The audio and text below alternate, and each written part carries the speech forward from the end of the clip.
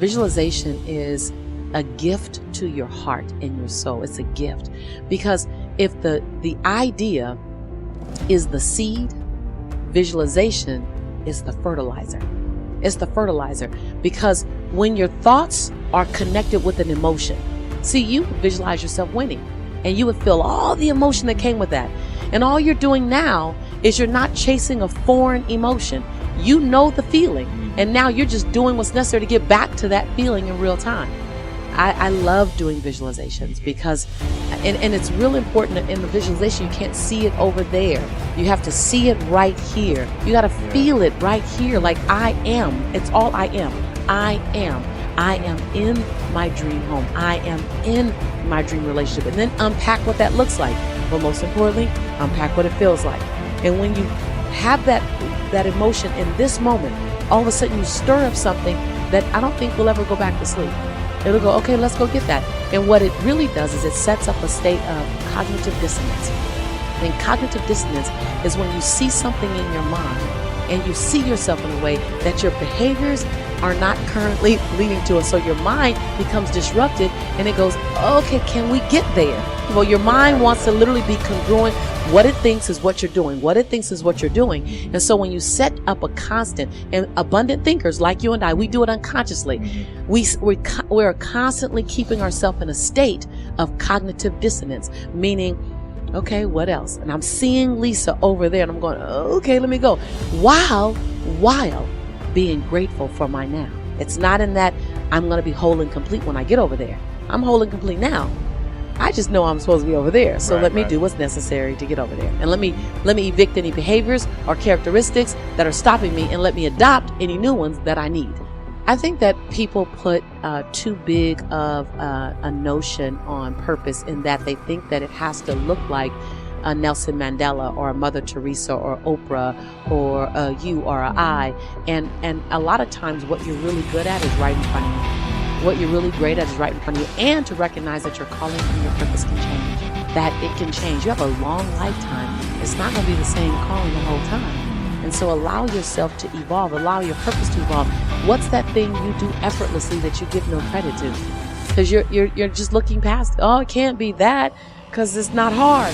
How about the fact that you're a great listener? How can you take that and use that and expand it? And don't compare yourself to someone else. Comparison, I think Benjamin Franklin, comparison is the thief of all joy.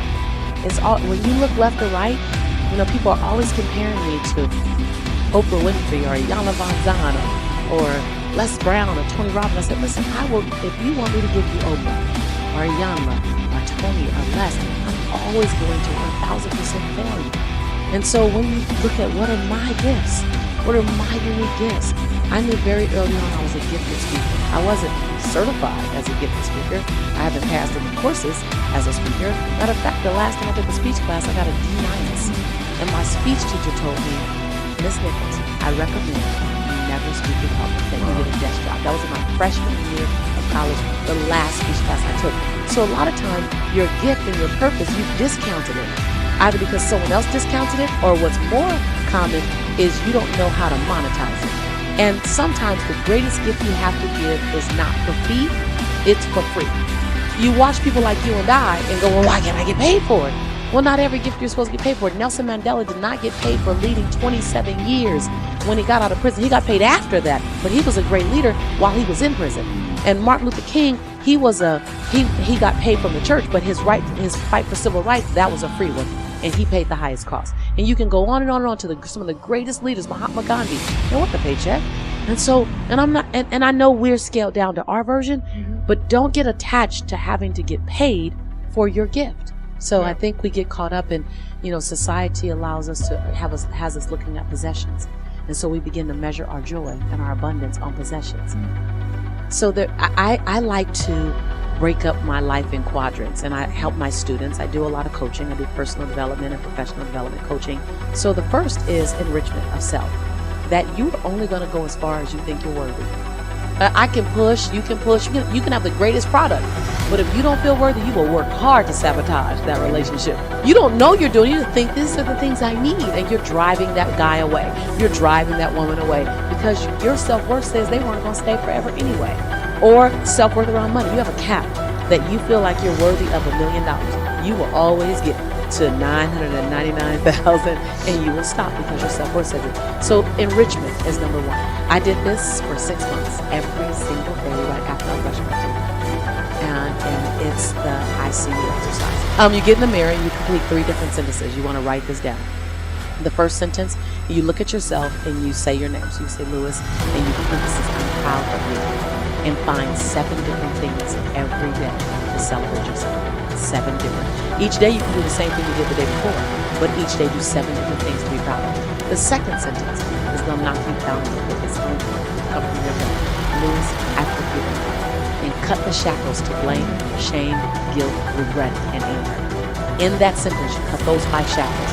Not the first day, maybe not the 3rd day, but by the 21st day, by the 13th day, you'll feel some relief.